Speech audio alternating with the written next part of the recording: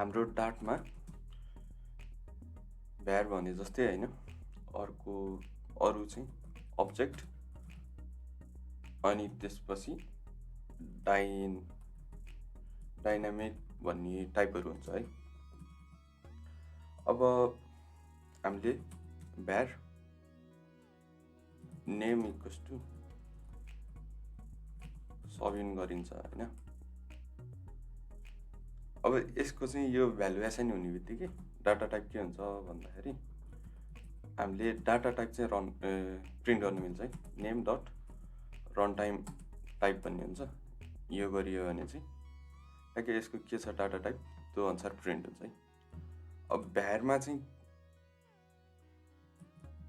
Name equals to अब 3 राख्न चाहिँ मिल्दैन।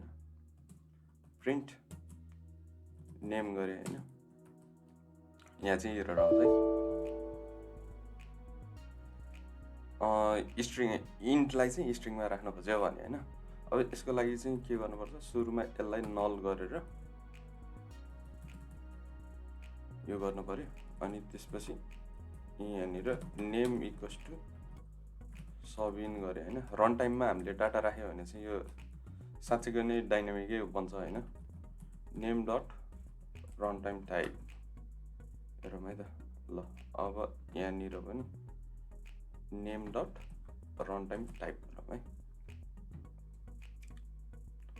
सुरुमा डाटा केही पनि नभएको भएर नल भयो, त्यसपछि हामीले स्ट्रिङ राखियो स्ट्रिङ भयो, अनि त्यसपछि इन्टिजर राख्यो कि इन्टिजर भयो है। अब हो त्यस्तै गरेर डाइनामिक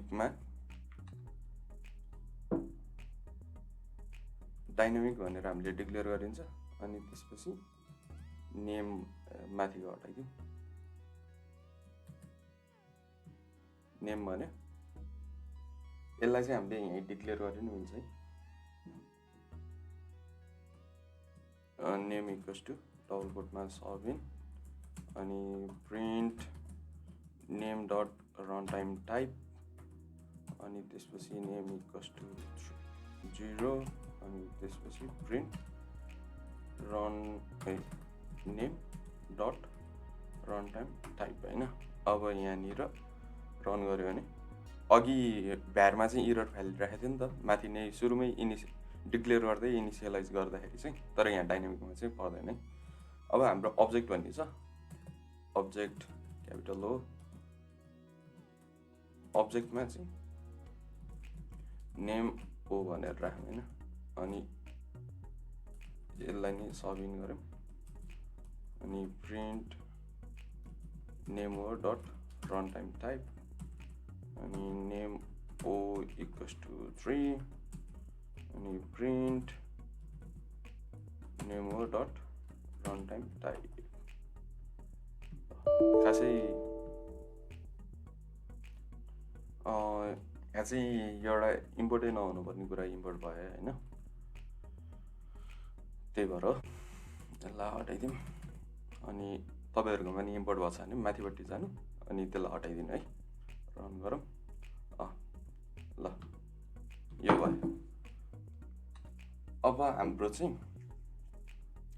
यो लगभग डाइनामिक भनेको चाहिँ डाइनामिकै भयो, अब्जेक्ट भनेको पनि अ काइन्ड अफ डाइनामिकै भयो होइन। अब यिनीहरू दुइटामा चाहिँ एउटा सानो डिफ्रेन्स छ है। जस्तो के डिफ्रेन्स छ भन्दाखेरि ल यहीँ हेरौँ है। नेम ओ भन्ने छ। अब यहाँनिर प्रिन्ट नेम डट, यदि मैले स्ट्रिङको लेन्थ त प्रिन्ट गर्न पाउँछु नि होइन, पाएँ। अब यसमा चाहिँ अब्जेक्टमा चाहिँ नेम ओ डट लेन्थ गर्दाखेरि चाहिँ इरर फाल्छ है। अब यसलाई हामीले यत्तिकै नि रन गरिदिइहालौँ है। डिबग एनिवे अब्जेक्टको लागि चाहिँ लेन्थ भन्ने छैन भने होइन। अब जस्तै कुनै कुनै मेथडहरू चाहिँ हाम्रो डाइनामिकमा चाहिँ डाइनामिक युज गर्दाखेरि चाहिँ पाइन्छ भने अब्जेक्ट गर्दाखेरि चाहिँ पाइँदैन धेरै जसो मेथडहरू। त्यही भएर यदि तपाईँहरूलाई चाहिँ रन टाइममा एउटा कुनै डाइनामिक भेरिएबल र त्यसको मेथडहरू पनि एक्सेस गर्न मिलोस् भन्ने छ भने चाहिँ डाइनामिकै युज गर्नुहोस्, अब्जेक्ट चाहिँ युज नगर्दा नै हुन्छ।